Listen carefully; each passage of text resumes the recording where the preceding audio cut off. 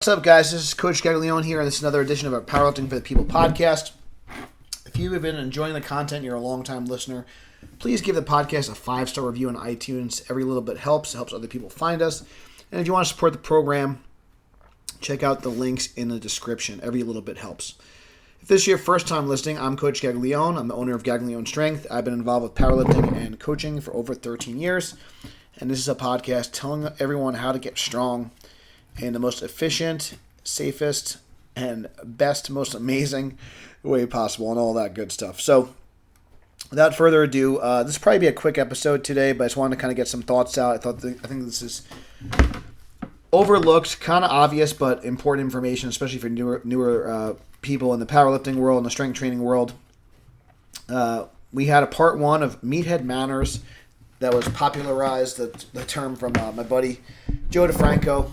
Awesome dude. And I want to kind of go over some other kind of Meathead Manners again, just in case some people listening don't have the best Meathead Manners. So in part one, we kind of talked about being a good training partner. So if you haven't listened to that one, please do. I think it's really important on being a good training partner, a good member of your gym. And so this is going to be more along the lines of just kind of just general etiquette for how I think you should present yourself in any type of gym situation, and just being like a better human being. So, important stuff. Again, probably be a quicker kind of listen, but I think it's important still.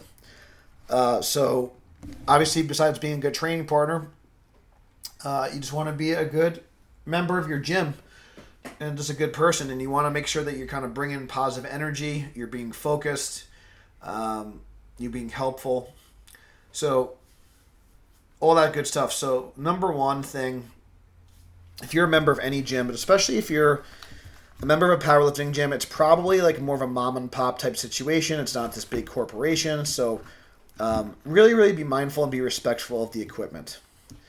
A lot of this specialty equipment costs a lot of money. A Texas power bar could be several $100s. A squat bar or a deadlift bar might be several $100s.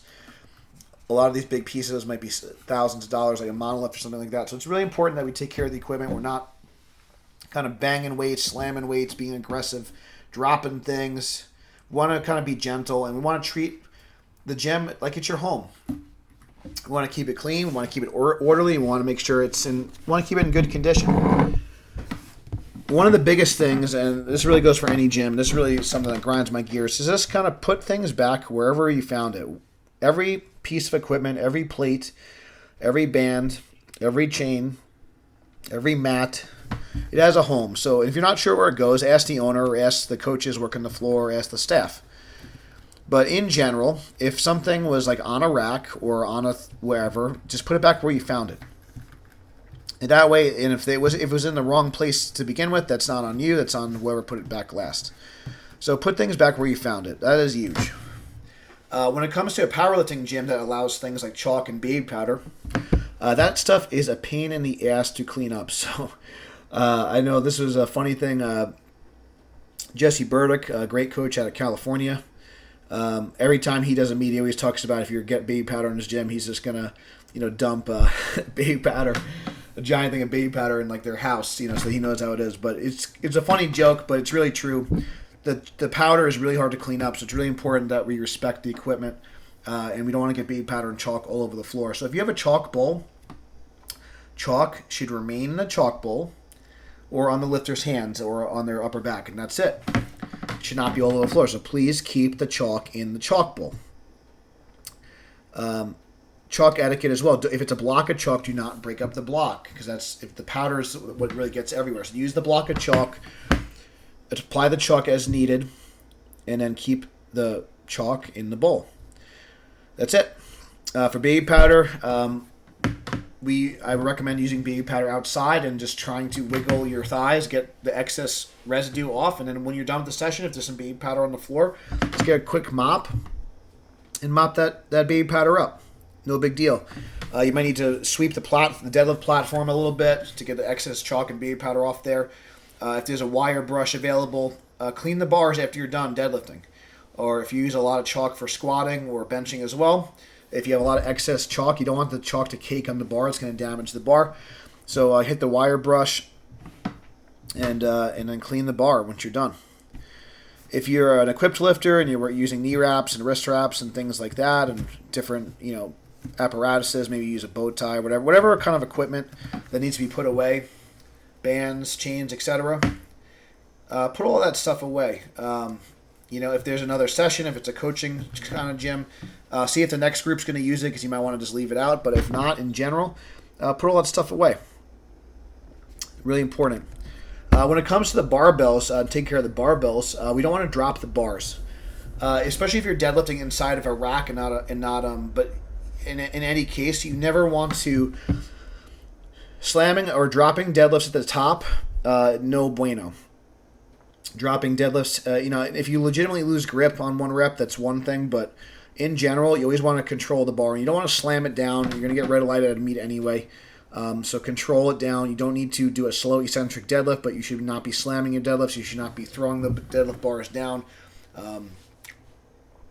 If you are squatting by yourself, make sure you set up the safety chains or safety pins as well. If you're squatting, so you don't have to. If you did have to bail, it's not going to harm the bar as well. Obviously, getting a spotter, asking for a spot if you need it, is a great idea as well. But you don't want to drop the weights.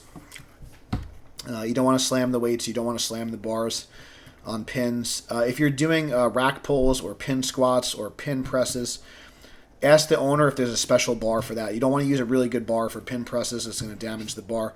You don't want to use a really good bar for pin squats and things. Now, if you have safety straps and things like that, you could potentially be a little bit more aggressive, taking the bar down to the strap. But in general, if you want to use a special barbell that's designated for pin work. If pin work is in your program, okay? You want to be mindful not to damage the bars and slam it on the pins. It's not going to be good for your body anyway, so just don't do it. Don't throw dumbbells on the floor. Don't drop dumbbells. Control it down, that sort of thing. If you're strong enough to use it, you're strong enough not to slam it. That's my feeling with that. So if you're using bands and chains, make sure. So the thing with chains is some of the chains have different weights. So make sure the chains, if they're organized in a certain way, just make sure you're using putting the chains in the right spot. If you're using bands, some bands are probably going to be designated to squatting, benching, and deadlifting, and other bands are going to be utilized for accessory movements and stretching. So make sure the right bands go back where they're supposed to. If there's a rip in the band, be mindful of that. Inspect the bands before you use them, just to make sure that things don't snap. If you are eating in the gym, make sure you clean up after yourself. This is a big one. If you're in the bathroom, clean the seat. Wipe the friggin' urine off the seat and things like that. Keep it clean. If it's running low on paper towels or toilet paper, let the staff know. And here's a big one. But if something's broken or you break something, tell the owner. Don't just leave it there, because that's if a lat pull down machine, the cable comes off or something, or a bolt falls off, like a bolt fell off the monolith the other day, and then I had to go find it because no one said anything. If something's broken, it's more important that you tell the owner, you tell the staff. Don't be shy, because that way we could address it, that way we could fix it. So number one thing about having good meathead manners is being respectful of the equipment. Just treat it like your own home, because for a lot of us it is our home. This is a big one. And excuse my French, I'm going to be a little, so not safe for work, not safe for wife, that whole thing. You don't have to be a dick to be strong. I'm going to say this again. You do not need to be a dick to be strong. Your Wilks score, your total, your ranking does not give yourself permission to be an asshole. Okay? We're all human. And just because that you have a higher total than someone or a ranking doesn't give you permission to be a jerk to other people. Period. And that's in real life or in person. Especially when it comes to a powerlifting gym, a lot of times it can be very intimidating to quote-unquote your average person, or we kind of joke, but we kind of say the civilians. But joking aside, there are people too, and they're just trying to be healthy and fit, and a lot of times it's not the powerlifting team that's usually keeping the lights on. It's usually the quote-unquote normal people. So if you are part of a powerlifting gym, it's really important that you're nice to new members and you're very welcoming. especially if you're someone that, like myself, not that I'm as big anymore, but being a big guy who's like bald and beard and has all these tattoos, it can be very intimidating for the average person. So it's really important that you say hello, be nice, maybe get to know some of the new people, maybe spot them when you can, maybe help them load if they have any questions. Be open to answering questions.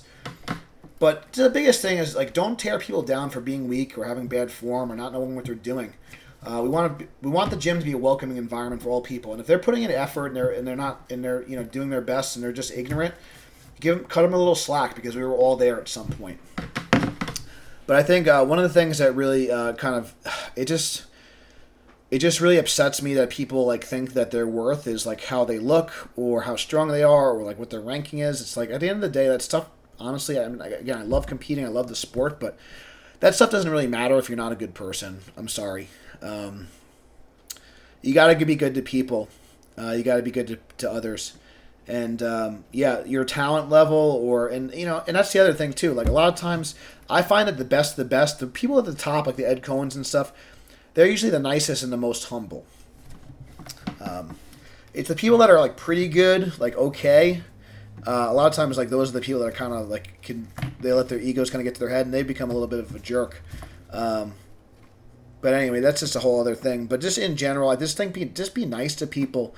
That golden rule, like, do unto others. It sounds so simple, but I just think it's important, and especially and this goes to online too. If you wouldn't say it to their face, if you wouldn't say it to the person's face in a dark alley, like, don't comment it then on the internet. It's like, don't be childish, And if you don't agree with something, if someone's not hurting themselves and they're not doing anything wrong, you're probably just better off just to let them be. But especially when it comes to in-person stuff, I just think it's really important that you bring positive energy to the gym. You're nice to everybody, and just be respectful of others, and just be understanding of others. And there's an old quote: "You never know somebody until you walk 1,000 miles in their moccasins," or something like that. Some Indian proverb. But we never know what someone's going through. We never know what someone's kind of going through in their life with depression and anxiety. There's so much depression and anxiety; it's like running rampant. So if you could just provide a positive, safe space for people that's encouraging and more welcoming and accepting of others, I think that's going to be huge. So just be a good person. Be a good person. That's huge. Here's another big one, is leave your BS at home. So just like I said before, it's really important that we bring positive energy to the gym. If you bring a lot of negative energy to the gym, it's going to be like a cancer. It's like that one bad apple that spoils the bunch. So, if maybe you broke up with your significant other, maybe you got fired from your job, whatever.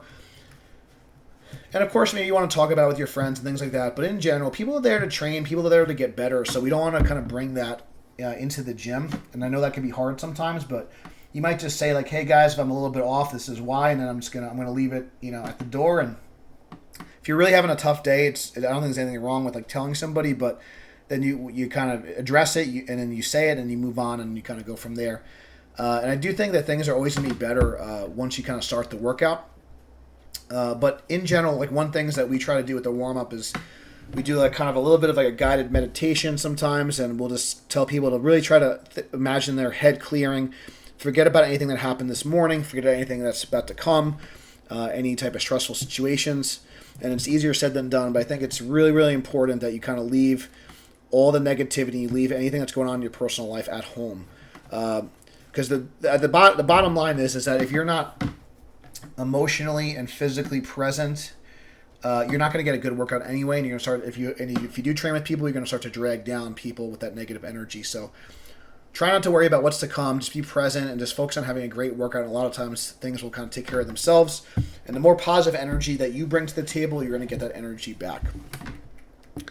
So along the lines of being present, and this kind of deserves its own topic because I think it's so rampant. And obviously, you're listening to this podcast, you're probably on your phone, but get off your freaking phone when you're in the gym. Get off your freaking phone. Turn your notifications off. Now, if you're training alone, you're using music or whatever, that's fine. As a business owner, this is also tough for me just because I know it's like I need to constantly be videoing and stuff. So one of the things that I did was I hired Elvis, and So I'm trying to like get off my phone more and more, even from a video standpoint. I think it may even be worth like just getting a flip camera, and this is something I might consider, just getting a camera so I don't even have to be on my phone at all.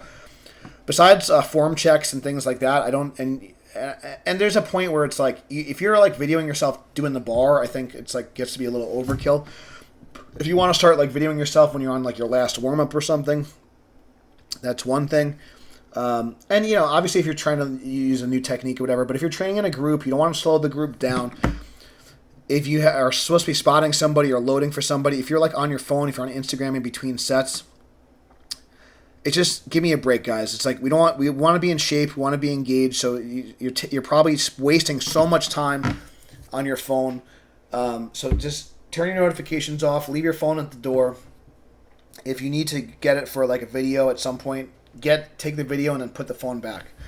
But you should not be on your phone during the training session. You should be fully engaged with your training partner and fully engaged with yourself.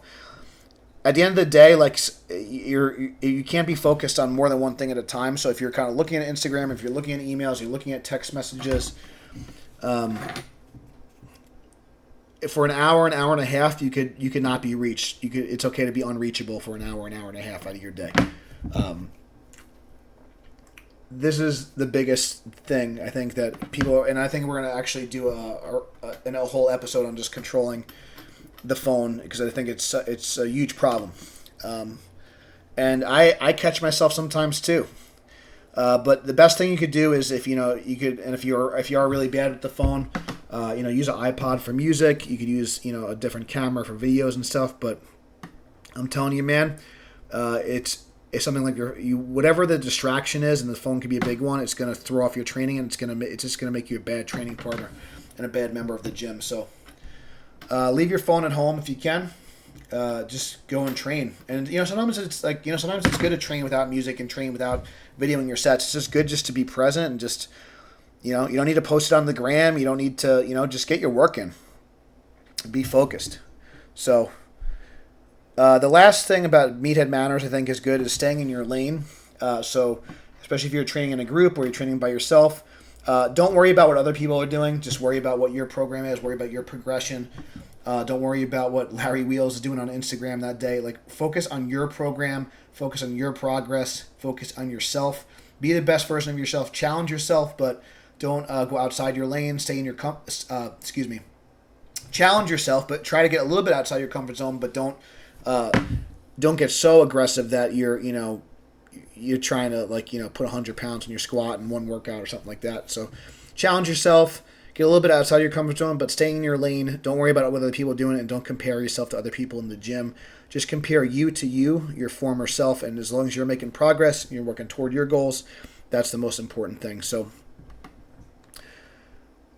just to recap again, really, really important that you're respectful of the equipment, you're respectful of others, you're mindful of having positive energy, and you're focused and present.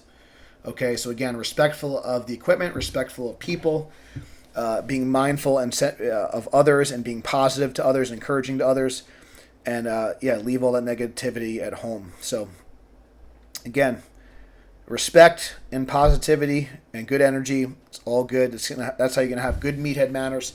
Hope you enjoyed the episode, guys. If you enjoyed this episode, please subscribe. Please give the podcast a 5-star review. If you want to buy a book, you want to get some coaching, you want to support the program, every little bit helps. Share out the links in the description if you want to support. And thank you guys so much for listening. Until next time, and we'll see you soon.